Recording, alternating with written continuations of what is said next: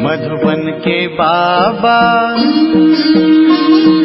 मधुबन के बाबा मुरली वाले, आपका क्या कहना, आपका क्या कहना। ओम शांति। 20 मई 2025 बाबा के महावाक्य। मीठे बच्चे, बाबा आया है तुम बच्चों को अविनाशी कमाई कराने। अभी तुम ज्ञान रत्नों की जितनी कमाई करने चाहो कर सकते हो। प्रश्न, आसुरी संस्कारों को बदलकर दैवी संस्कार बनाने के लिए कौन सा विशेष पुरुषार्थ चाहिए? उत्तर, संस्कारों को बदलने के लिए जितना हो सके देही अभिमानी रहने का अभ्यास करो। देह अभिमान में आने से ही आसुरी संस्कार बनते हैं। बाप आसुरी संस्कारों को दैवी संस्कार बनाने के लिए आए हैं। पुरुषार्थ करो, पहले मैं देही आत्मा हूँ, पीछे यह शरीर है। गीत। तूने रात गवाई सो के। ओम शांति।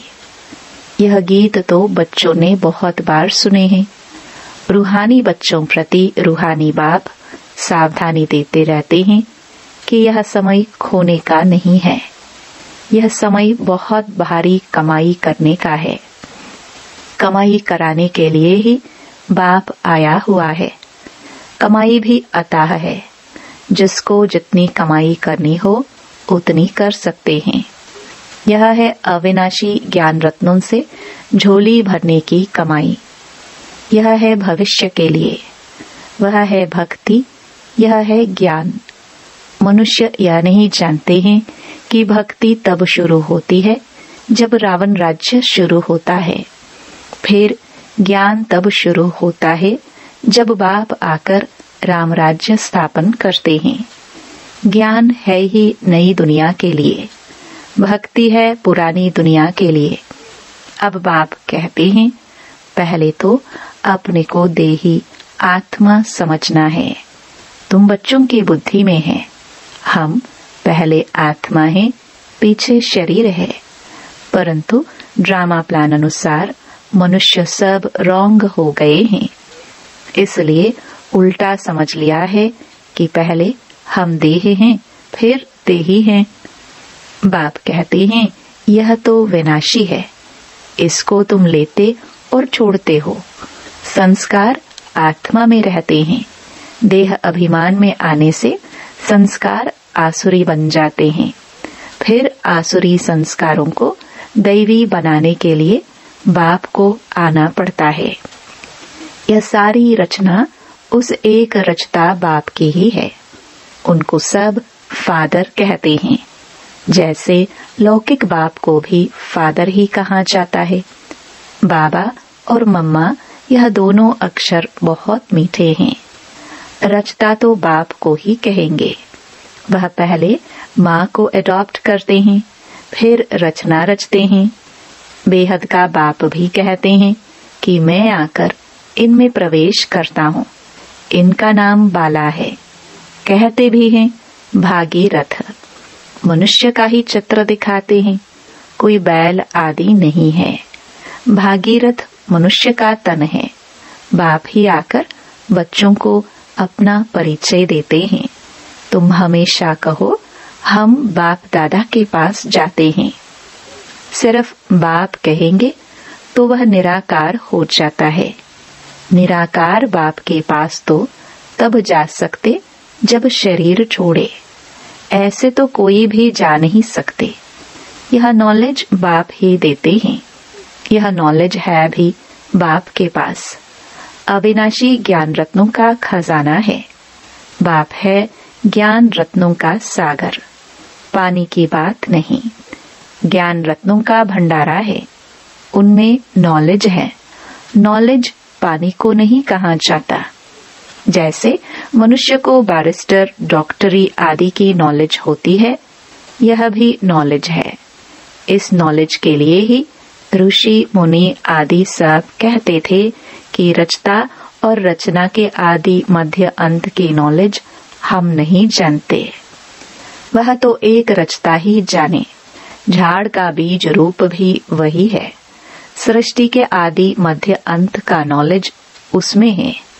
वह जब आए तब सुनाए। अभी तुमको नॉलेज मिली है तो तुम इस नॉलेज से देवता बनते हो। नॉलेज पाकर फिर प्रारब्ध पाते हो। वहां फिर इस नॉलेज की दरकार नहीं रहेगी।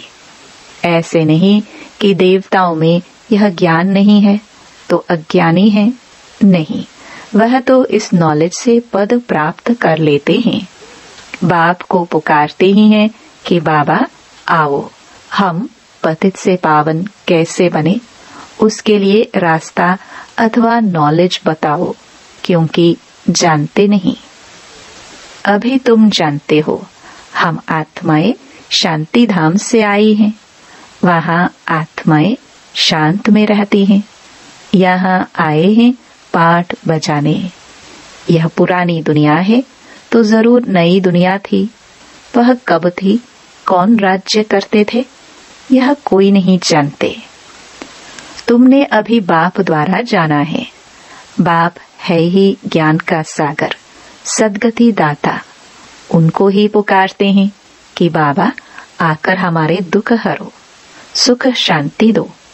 आत्मा जानती है परंतु तमो प्रधान हो गई है, इसलिए फिर से बाप आकर परिचय दे रहे हैं। मनुष्य न आत्मा को न परम आत्मा को जानते हैं। आत्मा को ज्ञान ही नहीं जो परमात्म अभिमानी बने। आगे तुम भी नहीं जानते थे, अभी ज्ञान मिला है तो समझते हो। बरोबर सूरत मनुष्य की थी और सीरत बंदर की थी। अभी बाप ने नॉलेज दी है तो हम भी नॉलेजफुल बन गए हैं। रचता और रचना का ज्ञान मिला है।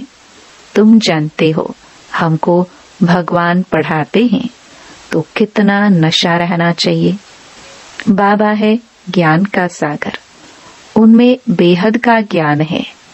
तुम किसके पास भी जाओ, सृष्टि के आदि मध्य अंत का ज्ञान तो क्या, परंतु हम आत्मा क्या चीज है वह भी नहीं जानते। बाप को याद भी नहीं करते। दुख हरता सुख करता, फिर भी ईश्वर सर्वव्यापी कह देते हैं। बाप कहते हैं ड्रामानुसार उन्हों का भी कोई दोष नहीं। माया बिल्कुल ही तुच्छ बुद्धि बना देती है। कीड़ों को फिर गंध में ही सुख भासता है। बाप आते हैं गंध से निकालने।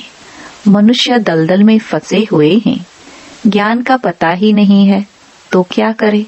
दुबन में फंसे पड़े हैं, फिर उनको निकालना ही मुश्किल हो जाता है। निकालकर आधा पौना तक ले जाओ, फिर भी हाथ छुड़ाए गिर पड़ते हैं। कई बच्चे औरों को ज्ञान देते देते स्वयं ही माया का थप्पड़ खा लेते हैं, क्योंकि बाप के डायरेक्शन के विरुद्ध कार्य कर लेते हैं। दूसरों को निकालने की कोशिश करते और खुद गिर पड़ते हैं। फिर उनको निकालने में कितनी मेहनत हो जाती है, क्योंकि माया से हार जाते हैं। उनको अपना पाप ही अंदर खाता है। माया की लड़ाई है ना। अभी तुम युद्ध के मैदान पर हो। वह है बाहुबल से लड़ने वाली हिंसक सेनाएं। तुम हो अहिंसक। तुम राज्य लेते हो अहिंसा से। हिंसा दो प्रकार की होती है ना। एक है काम कटारी चलाना और दूसरी हिंसा है किसको मारना पीटना। तुम अभी डबल अहिंसक बनते हो। यह ज्ञान बल की लड़ाई कोई नहीं जानते। अहिंसा किसको कहा जाता है यह कोई नहीं जानते। भक्ति मार्ग की सामग्री कितनी भारी है। गाते भी हैं पतित पावन आओ, परंतु मैं कैसे आकर पावन बनाता हूँ यह कोई नहीं जानते। गीता में ही भूल कर दी है जो मनुष्य को भगवान कह दिया है। शास्त्र मनुष्यों ने ही बनाए हैं, मनुष्य ही पढ़ते हैं। देवताओं को तो शास्त्र पढ़ने की दरकार नहीं, वहाँ कोई शास्त्र नहीं होते हैं। ज्ञान भक्ति पीछे है वैराग्य। किसका वैराग्य? भक्ति का। पुरानी दुनिया का वैराग्य है, पुराने शरीर का वैराग्य है। बाप कहते हैं इन आंखों से जो कुछ देखते हो वह नहीं रहेगा। इस सारी छीछी दुनिया से वैराग्य है। बाकी नई दुनिया का तुम दिव्य दृष्टि से साक्षात्कार करते हो। तुम पढ़ते ही हो नई दुनिया के लिए। यह पढ़ाई कोई इस जन्म के लिए नहीं है, और जो भी पढ़ाई है वह होती है उसी समय उसी जन्म के लिए। अब तो है संगम, इसलिए तुम जो पढ़ते हो उसकी प्रारब्ध तुमको नई दुनिया में मिलती है। बेहद के बाप से कितनी बड़ी प्रारब्ध तुमको मिलती है। बेहद के बाप से बेहद सुख की प्राप्ति होती है। तो बच्चों को पूरा पुरुषार्थ कर श्रीमत पर चलना चाहिए। बाप है श्रेष्ठ ते श्रेष्ठ, उनसे तुम श्रेष्ठ बनते हो। वह तो सदैव है ही श्रेष्ठ, तुमको श्रेष्ठ बनाते हैं। 84 जन्म लेते लेते फिर तुम भ्रष्ट बन जाते हो। बाप कहते मैं तो जन्म मरण में नहीं आता हूँ, मैं अभी भाग्यशाली रथ में ही प्रवेश करता हूँ, जिसको तुम बच्चों ने पहचाना है। तुम्हारा अभी छोटा झाड़ है, झाड़ को तूफान भी लगते हैं ना, पत्ते झड़ते रहते हैं, ढेर फूल निकलते हैं, फिर तूफान लगने से गिर पड़ते हैं। कोई कोई अच्छी रीति फल लग जाते हैं, फिर भी माया के तूफान से गिर पड़ते हैं। माया का तूफान बहुत तेज है। उस तरफ है बाहुबल, इस तरफ योग बल अथवा याद का बल। तुम याद अक्षर पक्का कर लो। वो लोग योग योग अक्षर कहते रहते हैं, तुम्हारी है याद। चलते फिरते बाप को याद करते हो, इसको योग नहीं कहेंगे। योग अक्षर सन्यासियों का नामी ग्रामी है। अनेक प्रकार के योग सिखाते हैं। बाप कितना सहज बतलाते हैं। उठते बैठते चलते फिरते बाप को याद करो। तुम आधा कल्प के आशुक हो, मुझे याद करते आए हो। अब मैं आया हूँ। आत्मा को कोई भी नहीं जानते, इसलिए बाप आकर रियलाइज कराते हैं। यह भी समझने की बड़ी महीन बातें हैं। आत्मा अति सूक्ष्म और अविनाशी है। न आत्मा विनाश होने वाली है, न उनका पाठ विनाश हो सकता है। यह बातें मोटी बुद्धि वाले मुश्किल समझ सकते हैं। शास्त्रों में भी यह बातें नहीं हैं। तुम बच्चों को बाप को याद करने की बहुत मेहनत करनी पड़ती है। ज्ञान तो बहुत सहज है। बाकी विनाश काले प्रीत बुद्धि और विपरीत बुद्धि यह याद के लिए कहा जाता है। याद अच्छी है तो प्रीत बुद्धि कहा जाता है। प्रीत भी अव्यभिचारी चाहिए। अपने से पूछना है, हम बाबा को कितना याद करते हैं? यह भी समझते हैं बाबा से प्रीत रखते रखते जब कर्मातीत अवस्था होगी तब यह शरीर छूटेगा और लड़ाई लगेगी। जितना बाप से प्रीत होगी तो तमो प्रधान से सतो प्रधान बन जाएंगे। इम्तिहान तो एक ही समय होगा ना। जब पूरा समय आता है सबकी प्रीत बुद्धि हो जाती है। उस समय फिर विनाश होता है।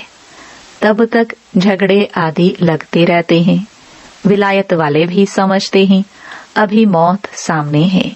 कोई प्रेरक है जो हमसे बॉम्ब्स बनवाते हैं, परंतु कर क्या सकते हैं? ड्रामा की नोंद है ना। अपनी ही साइंस बल से अपने कुल का मौत लाते हैं। बच्चे कहते हैं पावन दुनिया में ले जाओ, तो शरीर को थोड़े ले जाएंगे।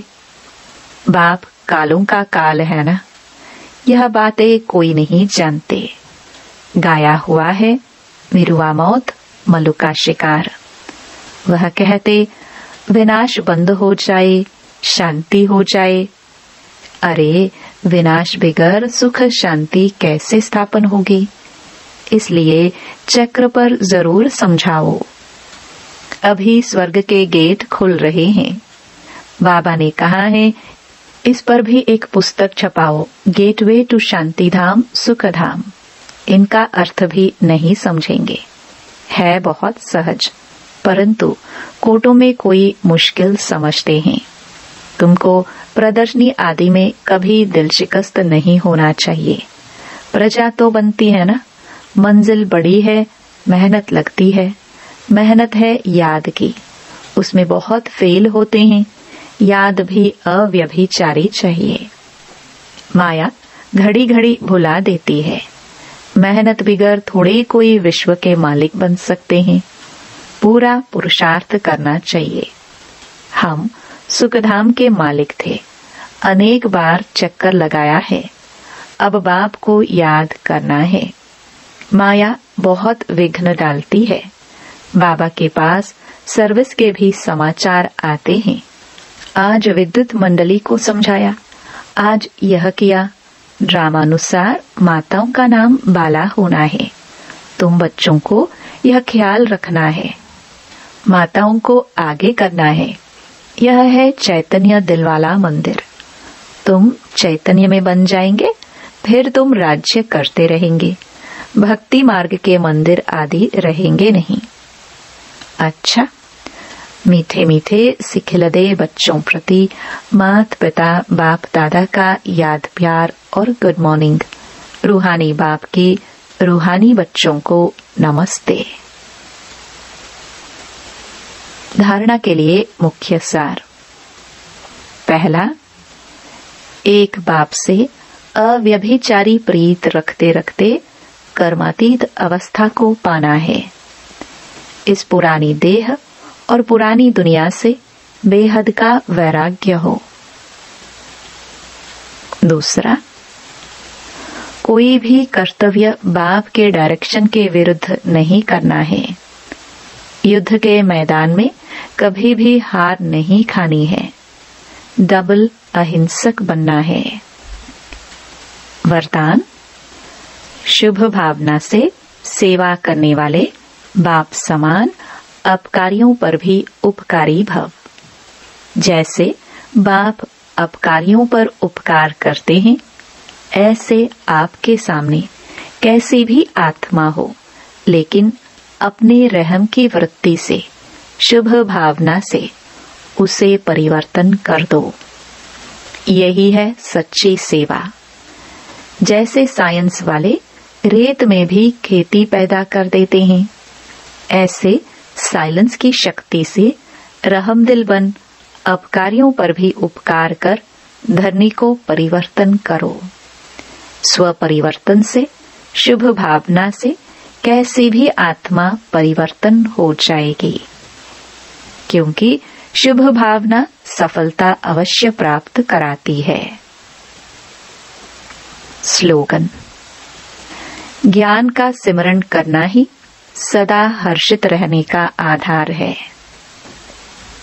अव्यक्त इशारे, रूहानी रॉयल्टी और प्योरिटी की पर्सनालिटी धारण करो। आप ब्राह्मणों जैसी रूहानी पर्सनालिटी सारे कल्प में और किसी की भी नहीं है, क्योंकि आप सबकी पर्सनालिटी बनाने वाला ऊंचे ते ऊंचा स्वयं परम आत्मा है। आपकी सबसे बड़े ते बड़ी पर्सनालिटी है स्वप्न व संकल्प में भी संपूर्ण प्योरिटी। इस प्योरिटी के साथ साथ चेहरे और चलन से रूहानियत की भी पर्सनालिटी है। अपनी इस पर्सनालिटी में सदा स्थित रहो तो सेवा स्वतः होगी। ओम शांति।